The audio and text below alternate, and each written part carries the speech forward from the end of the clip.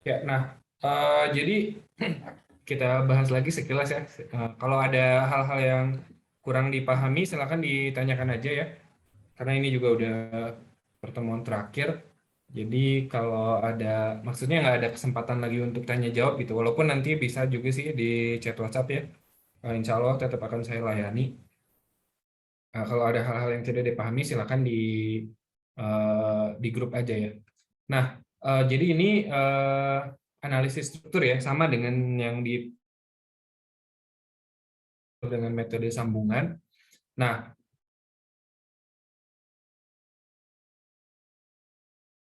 sambungan dan pembagian ini kegunaannya ya, atau lebih praktisnya di mana gitu. Nah, sebetulnya sama-sama bisa digunakan, tapi lebih praktisnya itu di mana. Nah, kalau pada metode pembagian ini, kalau pada metode sambungan itu lebih cocok kalau kita gunakan kalau kita mempunyai sebuah struktur atau sebuah truss ya.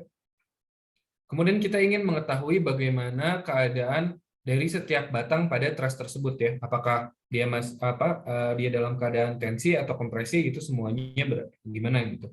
Nah, kalau kita hanya untuk satu bagian aja bisa atau beberapa bagian ya, satu bagian atau beberapa bagian pada truss yang ingin kita ketahui keadaan batangnya dia dalam keadaan tensi ataupun ya dalam keadaan kompresi, maka itu lebih mudah kalau kita menggunakan metode pembagian ya. Jadi kalau kita menggunakan metode pembagian itu lebih mudah karena kita bisa langsung ke truss yang ke batang yang diinginkan gitu.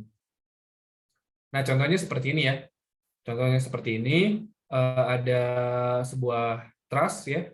Kemudian truss dua dimensi, kemudian ada beberapa gaya eksternal yang 1 Newton itu dengan yang 5 Newton ini, 1 Newton yang di atas dan 5 Newton yang di bawah ini. Nah, kemudian ada dua tumpuan, yaitu di tumpuan A dan di tumpuan L ya. Di tumpuan A itu adalah berupa pasak atau berupa pin, sehingga di situ akan ada dua reaksi ke arah sumbu X dan ke arah sumbu Y. Sedangkan di tumpuan L itu adalah tumpuan roll ya, sehingga di situ bakal ada satu reaksi, yaitu arahnya vertikal ya. Kenapa vertikal? Karena bidangnya horizontal. Nah, tentukan gaya-gaya pada FH ya. Yang ditanyakan adalah gaya-gaya pada FH, kemudian GH yang ini nih ya, kemudian GI yang ini. Nah, jadi yang ditanyakan nggak semua batang pada truss ya. Nggak semua batang pada truss, tapi pada batang tertentu aja, yaitu FH, GH, dan GI. Nah, jadi kalau kita menggunakan analisis join bisa nggak? Bisa juga. Nah, tapi repot ya. Kenapa? Karena kita harus satu-satu di setiap join kita lihat, kita tinjau, kemudian dapat, misalkan kita tinjau L, dapat JL dan KL. Kemudian tinjau J, dapat HJ, IJ, KJ. Ya, kemudian tinjau I, baru dapat HI, baru dapat GI itu ya. Jadi untuk dapat GI aja kita harus meninjau beberapa kali. Tapi kalau dengan metode pembagian, kita langsung dia potong di bagian mana, di bagian yang kita inginkan, kemudian kita langsung cari di sana. Ya. Sampai sini bisa dipahami nggak perbedaan antara metode dengan metode pembagian? Kegunaan bisa dipahami nggak? Halo, ini menyimakkan ya?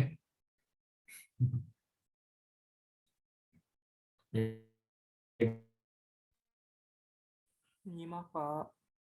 Oke, nah sekarang pertama gimana ya, sama aja dengan metode join. Kita anggap dulu si eh, apa? Kita anggap dulu semua bagian ini, semua truss ini ya, semua truss ini adalah sebuah benda tegar. Kita anggap sebuah benda tegar, maka yang bekerja itu adalah hanya gaya-gaya eksternal aja ya. Jadi kita hanya memperhatikan gaya-gaya eksternalnya. Selain gaya yang 1 Newton ini dan gaya yang 5 Newton ini, yang ada 3 nih, ada juga gaya tumpuan ya. Nah, jadi kita gaya tumpuan. Jadi di sini karena tumpuan roll jadi 1 ya, kita sebut gaya lift. Jadi ini 1 lagi kurang ya. Ini 2. Nah, kita gunakan sigma MA ya, sigma dengan 0 ya. Kita gunakan sigma MA sama dengan 0, kemudian dapatlah seperti ini ya. Ini 1 Newton panas arah jarum jam, jadi dia negatif. Kemudian jaraknya adalah 5, kemudian ini yang 5 Newton yang ini searah jarum juga terhadap terhadap titik A ya, dia searah jarum jam juga, sehingga dia negatif juga dan seterusnya ya. Ini negatif, negatif, semua negatif. Yang 1 Newton ini semua dan yang 5 Newton ini. Nah, jaraknya yang ini 5 meter ya, karena ini kan ada 6 panel, masing-masing panel itu 5 meter. Berarti segini 5 meter.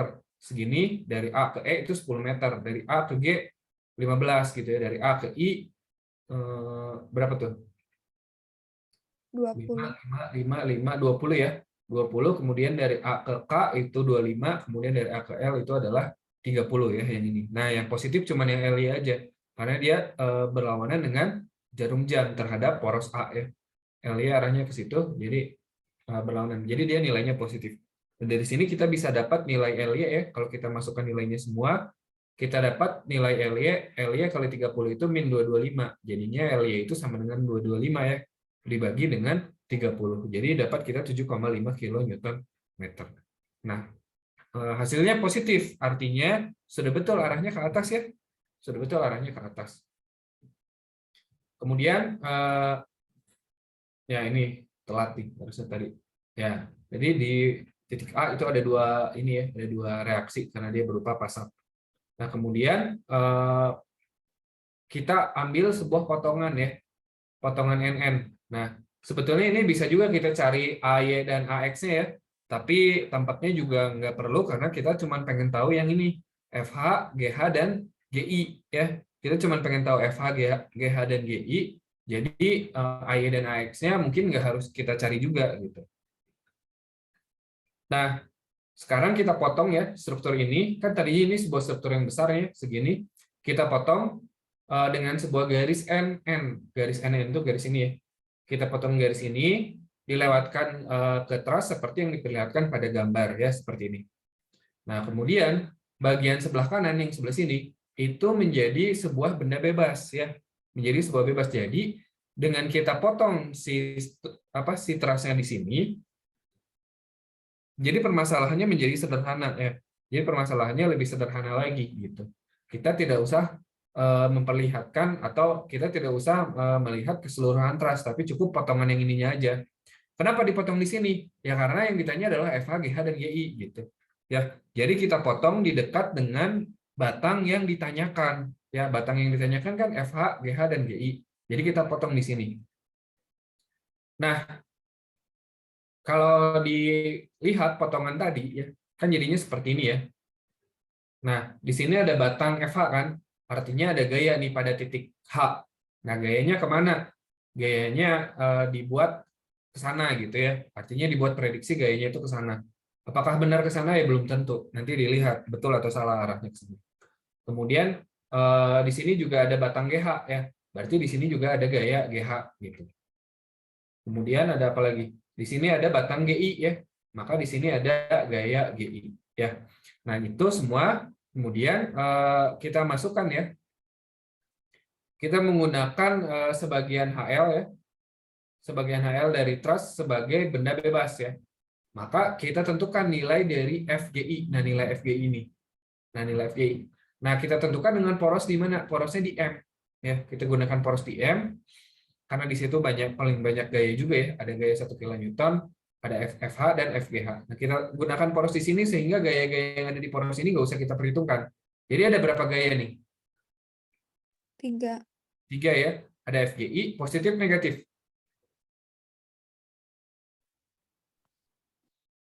Positif apa Negatif. negatif? Negatif, Pak.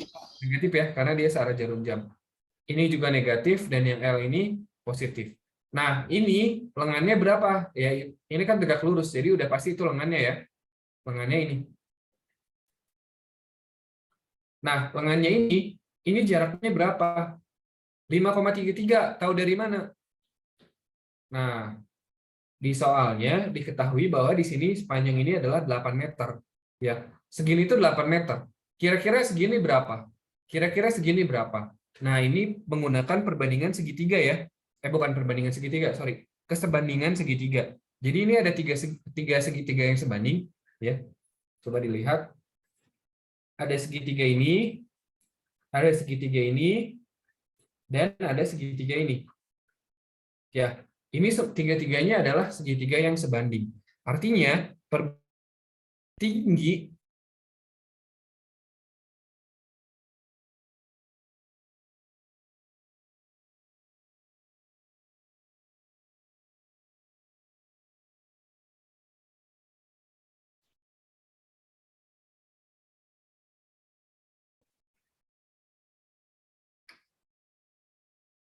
Sebentar dihapus dulu ya. Nah, kalau segini adalah 15 meter, segini berapa? 10 meter. 10 meter ya, 2/3-nya kan? Iya nggak? Berarti Iya. kalau segini 8 meter, segini berapa? 2/3 dari 8 meter. Bisa dipahami nggak? Bisa, Pak. Bisa ya? Jadi 2/3 dari meter itu dari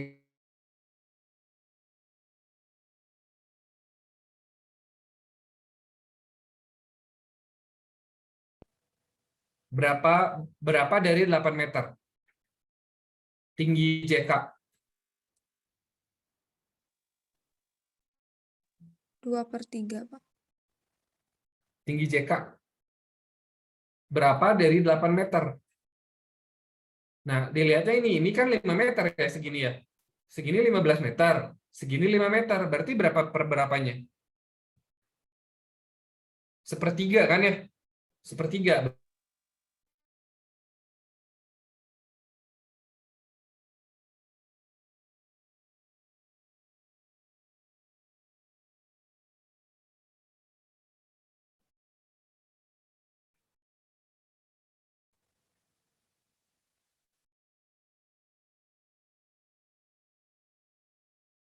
Ya, kita anggap aja bisa ya.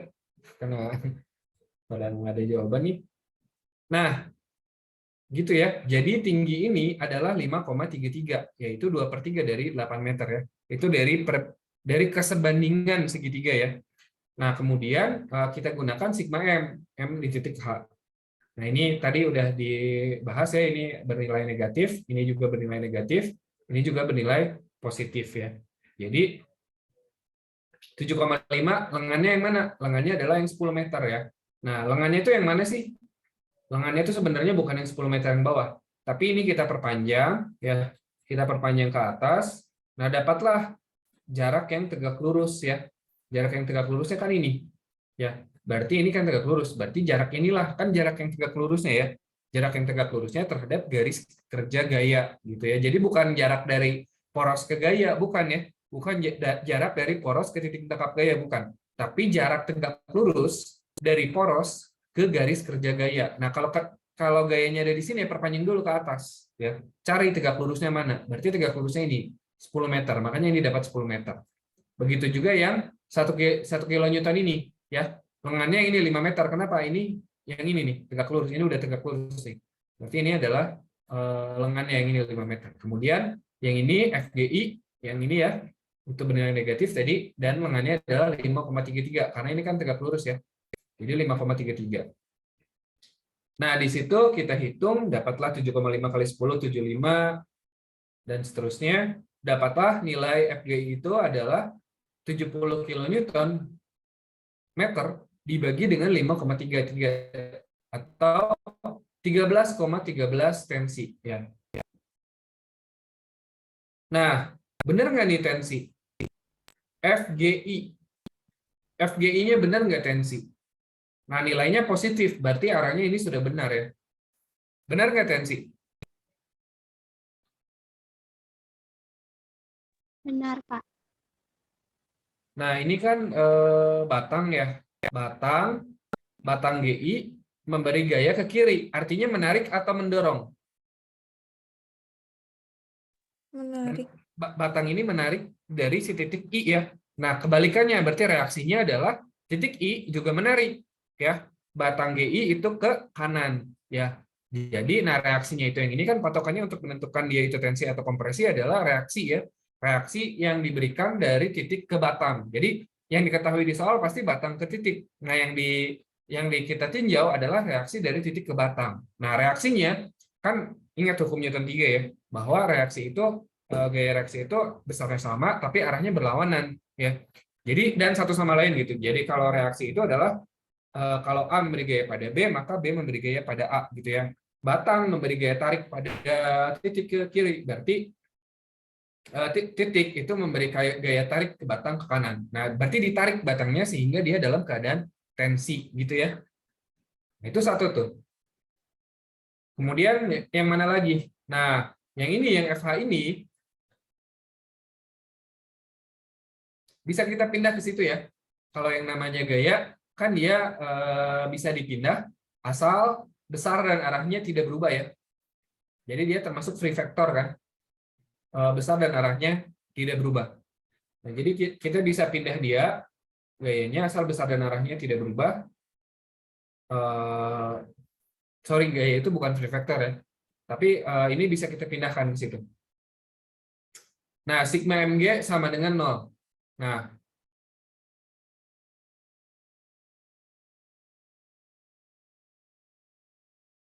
di G sama dengan 0. Nah, sekarang gaya FH ini kan aslinya gini.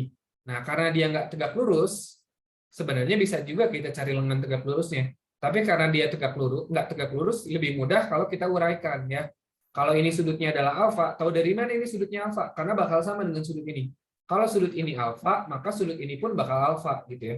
Nah, di sini kita uraikan ke atas jadi FH sin alfa dan ke kiri adalah FH cos alfa gitu ya. Jadi ada FH sin alfa, ada FH cos alfa. Nah, baru kita gunakan sigma mg sama dengan 0. Nah, garis FGH sama FGI itu nggak usah kita hitung ya karena dia menuju ke poros ya, menuju poros di G. Jadi dia pasti menghasilkan torsi yang nilainya 0 ya. Jadi yang kita hitung cuma FH sin alfa, FH cos alfa, 1 kilo, 1 kilo, 7,5 kilonewton ini ya. 15 meter positif ya, karena dia searah jarum jam, berlawanan jarum jam. Kemudian yang ini dan yang ini nilainya negatif karena searah jarum jam. Kemudian FFH, oh ini juga nggak dihitung ya, FFH sin alfa karena dia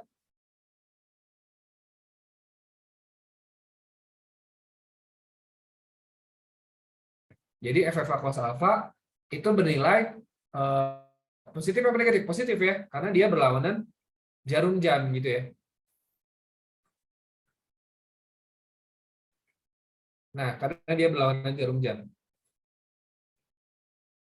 Nah, dapatlah kita nilai FFH-nya adalah 7,5 dibagi 7,05. Dapatlah kita 13,83. Di video mungkin saya bilang tensi ya, padahal itu sebenarnya betul kompresi ya. Coba dilihat nih. Ini di titik ini, titik F memberi gaya pada batang ini kemana?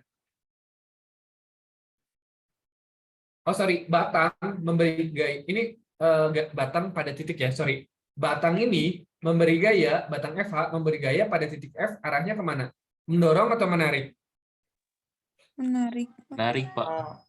Kan batang FH-nya ini, titiknya ada di sini. Nah, batang ini memberikan gaya FH itu ke sana. Berarti mendorong atau menarik? Titiknya di sini, batangnya di sini. Kemudian memberi gaya ke sana. Kalau mendorong itu kan artinya menjauhi dirinya. Kalau menarik itu menuju dirinya kan. Jadi mendorong atau menarik? Mendorong, Pak. Mendorong ya. Nah, artinya reaksinya apa? Titik ini akan menarik atau mendorong Eva? Mendorong. Mendorong, Mendorong Pak. juga.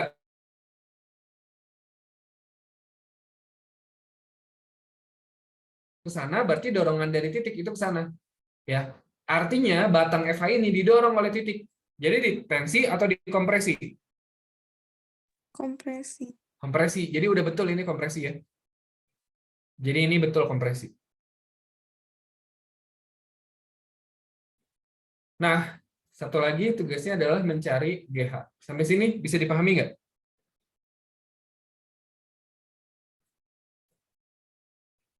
Kalau GH cari sendiri ya.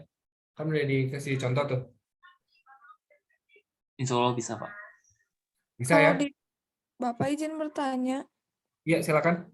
kalau di video Bapak tuh asal bilang negatif 97,5 harusnya. Itu berpengaruh nggak?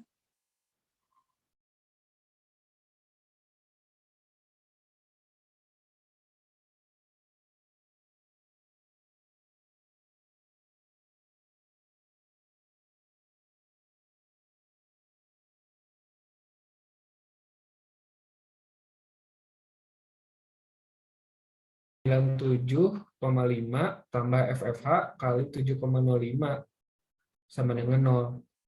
Oke. Jadi ini tuh pindah ruas ya harusnya ya. 97,5 pindah ruas ke sana ya. Pindah Iya, ruas ke Pak. sana jadi bernilai negatif. Oh iya betul. Iya betul, ngaruh ya. Ngaruhnya apa coba? Kemana? Ke tensi kompresinya nggak, Pak? Iya betul, ngaruh ya. Sorry. Itu ngaruh. Ngaruhnya adalah karena dia bernilai negatif, jadi arah ini salah atau betul atau salah arahnya ke atas itu? Salah. FFH. Salah, berarti arahnya adalah, kalau negatif berarti arahnya ke kebalikannya ya. Nah, FFH itu begini. Ya, terima kasih sudah diingatkan ya. Jadi FFH itu begini ya. FFH itu begini. Ini adalah gaya dari batang FH. Menarik atau mendorong?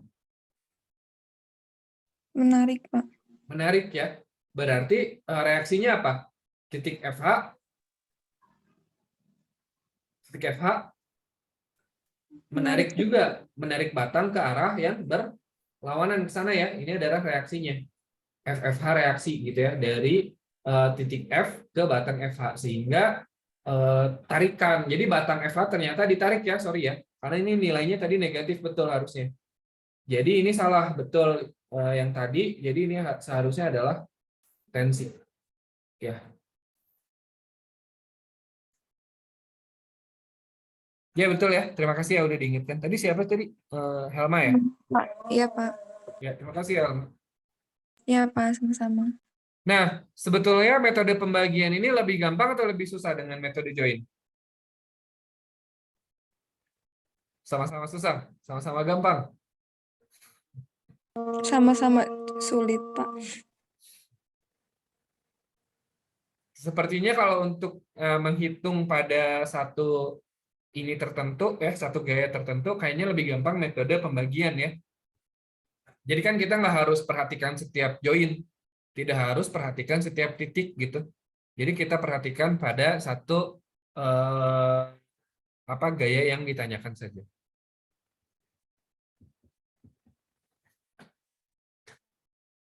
Ada lagi yang ingin ditanyakan? Nggak harus terkait dengan materi hari ini ya, karena ini kita pertemuan terakhir. Jadi materi-materi sebelumnya juga boleh ditanyakan.